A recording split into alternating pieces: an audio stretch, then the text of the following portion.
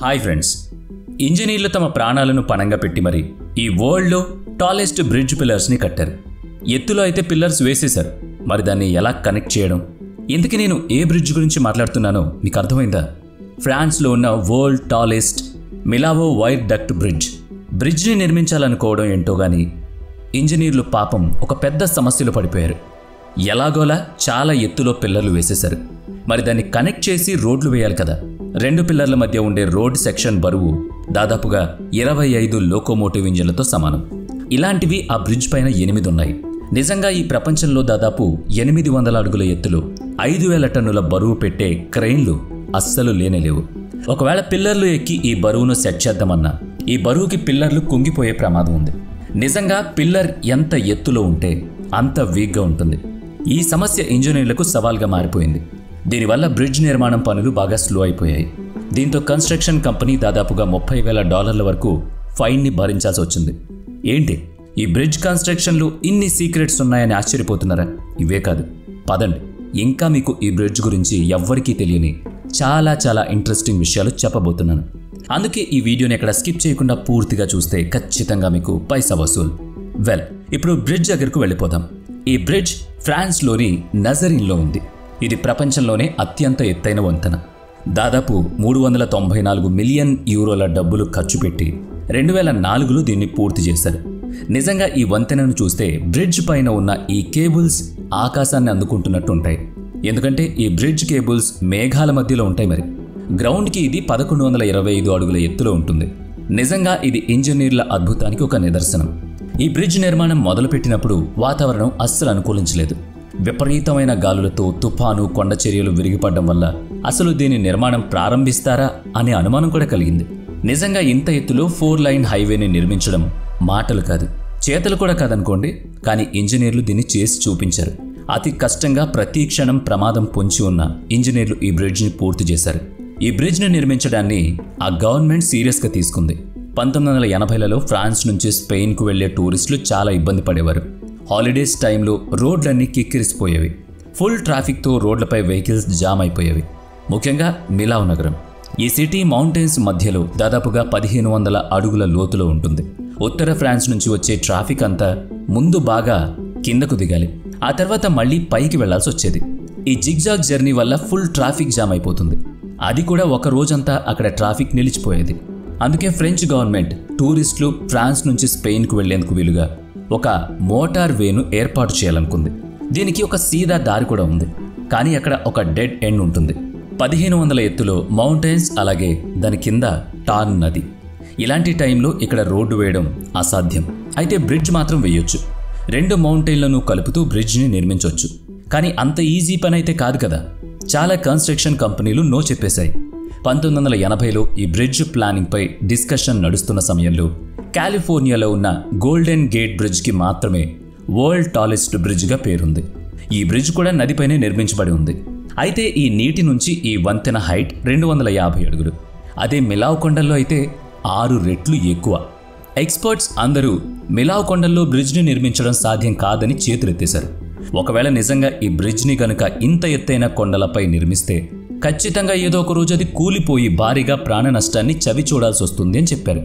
అందుకే ఈ bridge planning చాలా రోజుల పాటు ఆగిపోయింది. కానీ ఒక పక్క మిలావ్ నగరంలో అంతకంతకు ట్రాఫిక్ సమస్య పెరిగిపోతుంది. దీంతో ఫ్రెంచ్ గవర్నమెంట్ దగ్గర ఈ కొండలపై బ్రిడ్జ్ని నిర్మించడం తప్ప ఇంకా వేరే దారి దొరకలేదు. ఇంకేముంది, బ్రిడ్జ్ నిర్మాణాన్ని మొదలుపెట్టారు. కానీ ఇంజనీర్లు 3 రకాలైన ఛాలెంజెస్ను ఎదుర్కొన్నారు. ఈ కొండల మధ్యలో ఉన్న వాలు ప్రాంతంలో అత్యంత ఎత్తైన పిల్లర్లను నిర్మించారు. 36,000 టన్నుల 4 లేన్ల హైవేను ఏర్పాటు చేయాలి. ఇక మూడోది, బ్రిడ్జ్ పైన స్టీల్ పైలాన్లను నిలబెట్టాలి. ఒక్కో స్టీల్ పైలాన్ ఎయిర్బస్ A380 కంటే 2 పెద్దది. నిజంగా ఈ ఛాలెంజ్లు ఇంజనీర్ల ముందున్నాయి. ఇంకేముంది, బెస్ట్ ఆర్కిటెక్ట్ కోసం చూశారు. ఇక ఈ వరల్డ్లో బెస్ట్ ఆర్కిటెక్ట్ అయిన లార్డ్ నార్మన్ పోస్టర్కి ఈ బ్రిడ్జ్ ప్లానింగ్ బాధ్యతలు అప్పగించారు. నిజంగా ఈ బ్రిడ్జ్ ప్లానింగ్ పోస్టర్కి పెద్ద సవాలైంది. 2 ఏళ్ల పాటు ఈ డిజైన్ పైనే అతను కూర్చున్నాడు. ఈ డిజైన్కి ముందు పోస్టర్ లండన్లోని ఫేమస్ బ్రిడ్జ్ అయిన మిలేనియం ఫుట్ బ్రిడ్జ్ని డిజైన్ చేశారు. అయితే ఈ బ్రిడ్జ్పై ఎక్కువ మంది ప్రజలు వెళితే అది ఊగడం మొదలుపెట్టిందట. ఇది పోస్టర్ చేసిన డిజైన్లో లోపం ఉండొచ్చు. అందుకే 1.5 సంవత్సరాలు ఈ బ్రిడ్జ్ని బంద్ చేశారు. మళ్ళీ దీన్ని రీఓపెన్ చేయడానికి 50 లక్షల పౌండ్లు ఖర్చు పెట్టాల్సి వచ్చింది. మరి ఇప్పుడు అత్యంత ఎత్తైన బ్రిడ్జ్ ప్లానింగ్ పోస్టర్ చేతిలో ఉంది. పైగా ఇది ఆ లండన్ బ్రిడ్జ్ కంటే 15 రెట్లు ఎక్కువ ఎత్తులో ఉంది. అందుకే ఈ బ్రిడ్జ్ డిజైన్ కోసం కొన్ని సంవత్సరాలు టైం తీసుకున్నాడు. చివరకు పేపర్పై డిజైన్ పడింది. కొండల మధ్యలో 7 పిల్లర్లు, అలాగే వీటిపైన కరువు షేప్లో రోడ్ ఈ డిజైన్లో ఉంది. అయితే రెండవ పిల్లర్ హైట్ అన్నిటికంటే ఎక్కువ, మిగిలిన పిల్లర్లు కాస్త చిన్నవి. ఈ ఏటవాలు ప్రాంతంలోనే పిల్లర్లు వేయాలి. నిజంగా పేపర్ పైన డిజైన్ చేయొచ్చు, కానీ దాన్ని ఇంప్లిమెంట్ చేయడమే ఒక పెద్ద సవాల్. మొత్తం 4 సంవత్సరాల డెడ్ లైన్ మాత్రం పోస్టర్కి ఇచ్చారు. అంతేకాకుండా డెడ్ లైన్ మించిపోతే గనక పోస్టర్ రోజుకు $30,000 డబ్బును ఫైన్గా కట్టాలి కూడా. అయితే డిజైన్ ఇచ్చేశాడనుకోండి, అక్టోబర్ 2001 ఈ బ్రిడ్జ్ నిర్మాణం ప్రారంభమవుతుంది. ఈ బ్రిడ్జ్ ఏజ్ దాదాపుగా 120 ఏళ్ల వరకు ఉండాలన్నది వీళ్ళ టార్గెట్. ఈ బ్రిడ్జ్ మొదలుపెట్టిన తర్వాత భూమి లోపల ఒక అనూహ్యమైన మార్పును గమనించారు. అదేంటంటే, ఎక్కడైతే ఈ బ్రిడ్జ్ నిర్మాణ పనులు చేస్తున్నారో ఆ ప్రాంతంలోని భూమి లోపల ఒక పగిలిన ఒక పెద్ద రాయి ఉంది. ఆ రాయి వల్ల రాళ్ల మధ్యలో గ్యాప్ ఏర్పడి ఉండడాన్ని గమనించారు. ఈ గ్యాప్ ఏర్పడిన ప్రాంతంలో బ్యాక్టీరియా వల్ల ఈ బ్రిడ్జ్నకు నష్టం జరుగుతుందని ఛాన్సెస్ ఉన్నాయని చెప్తున్నారు. అంతేకాకుండా ల్యాండ్ స్లైడ్స్ ప్రమాదం కూడా ఈ బ్రిడ్జ్కు పొంచున్నాయి. అయినా కూడా బ్రిడ్జ్ నిర్మాణ పనులు కొనసాగించారు. అయితే మొదటి పిల్లర్ పూర్తయిన తర్వాత ఒక పెద్ద కొండ చర్య విరిగిపడింది. కానీ పెద్ద నష్టమేం జరగలేదు. కానీ భయం మాత్రం బాగా వేసింది. ఇంకా కాంక్రీట్ని కూడా మరింత స్ట్రాంగ్గా వేశారు. ఈ కాంక్రీట్ కోసం ఇక్కడే ఒక ఫ్యాక్టరీని కూడా పెట్టారు. ఒక్కో పిల్లర్కు 2 మిలియన్ టన్నుల కాంక్రీట్ను వాడారు. ఇక్కడ వరకు బాగానే ఉంది. కానీ బిల్డర్స్కు ఇంకా భయం ఎక్కడుందంటే, పిల్లర్లన్నీ ఈక్వల్గా లేవు. ఒక్కో పిల్లర్ ఒక్కోలా ఉంది. ఒక పిల్లర్ కింద బేస్లో లావుగా ఉంటే మరో పిల్లర్ పైకి వెళ్లే కొద్దీ లావుగా ఉంది. ఒక్కో పిల్లర్కు స్ట్రాంగ్ స్టీల్తో పాటు భారీ కాంక్రీట్ వేశారు. అసలు ఈ పిల్లర్లు వేయడానికే దాదాపు ఎక్కువ టైం పట్టేసింది. ఈ బ్రిడ్జ్లో ఉన్న రెండవ పిల్లర్ హైట్ 245 మీటర్లు. ఇదే ప్రపంచంలో అత్యంత ఎత్తైన పిల్లర్. పిల్లర్ల పని పూర్తయింది. కానీ ఇంకొక టెన్షన్ ఏంటంటే, పిల్లర్ల పైన రోడ్డును వేయడం. సాధారణంగా పిల్లర్లు అన్నీ ఈక్వల్గా ఉంటేనే వాటిపైన ఈక్వల్గా రోడ్డును వేయడం కుదురుతుంది. కానీ ఇక్కడ ఏం జరిగిందంటే, పిల్లర్కి మధ్య ఉన్న దూరంలో చాలా డిఫరెన్స్ వచ్చింది. అంటే ఉదాహరణకు కింద బేస్లో 10 మీటర్లుంటే పైన 6 మీటర్ల తేడాతో దూరం ఉంది. ఇలాంటి పరిస్థితుల్లో దానిపై రోడ్డు వేయడం అసాధ్యం. ఇది 2.5 కిలోమీటర్ల పొడవు ఉంటుంది. అలాగే ఇది దాదాపుగా 36,000 టన్నుల బరువు ఉండొచ్చు. అంటే 90 ఎయిర్ బస్లు, అంటే 90 ఎయిర్ బస్ A380లతో సమానం. నిజంగా ఎక్కడ ఏ చిన్న మిస్టేక్ జరిగినా డబ్బు వృధా అయిపోయినట్టే, ప్రాణాలకే ప్రమాదం. బ్రూక్లిన్ బ్రిడ్జ్ నిర్మాణం అలాంటి ఒక చిన్న తప్పు వల్లే దాదాపుగా 34 మంది కూలీల ప్రాణాలను బలిగొంది. అలాగే 1970లో ఆస్ట్రేలియాలోని వెస్ట్ గేట్ బ్రిడ్జ్ నిర్మాణం అప్పుడు కూడా ఒక చిన్న మిస్టేక్ వల్ల 35 మంది కూలీలు చనిపోయారు. ఇవన్నీ దృష్టిలో పెట్టుకుని ఈ రోడ్డు పైనున్న పోర్షన్స్ను స్టీల్తో నింపాలనుకున్నారు. దీనికోసం 100 కిలోమీటర్ల దూరంలో ఉన్న ఆఫల్ స్టీల్ వర్క్ హెల్ప్స్ తీసుకున్నారు. 2200 స్టీల్ సెక్షన్లను తయారు చేశారు. వీటన్నిటినీ చాలా పకడ్బందీగా 2000 కాన్వాయిల్లో ఈ బ్రిడ్జ్ దగ్గరకు తీసుకొచ్చారు.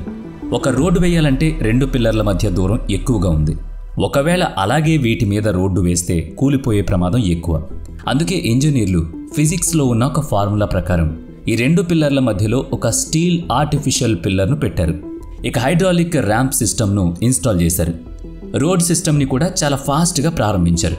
అయితే ఇవి ఏమాత్రం స్ట్రాంగ్గా వేయలేకపోయినా, సపోర్ట్తో వేయకపోయినా ఇక్కడ తరచూ వచ్చే ఈదురుగాలులకు ఈ బ్రిడ్జ్ కూలిపోయే ప్రమాదం ఉంది.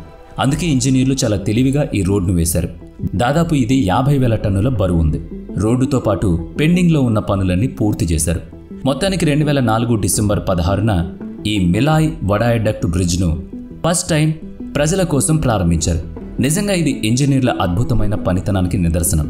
అందుకే ఇది ప్రపంచంలోనే టాలెస్ట్ బ్రిడ్జ్ అయిపోయింది.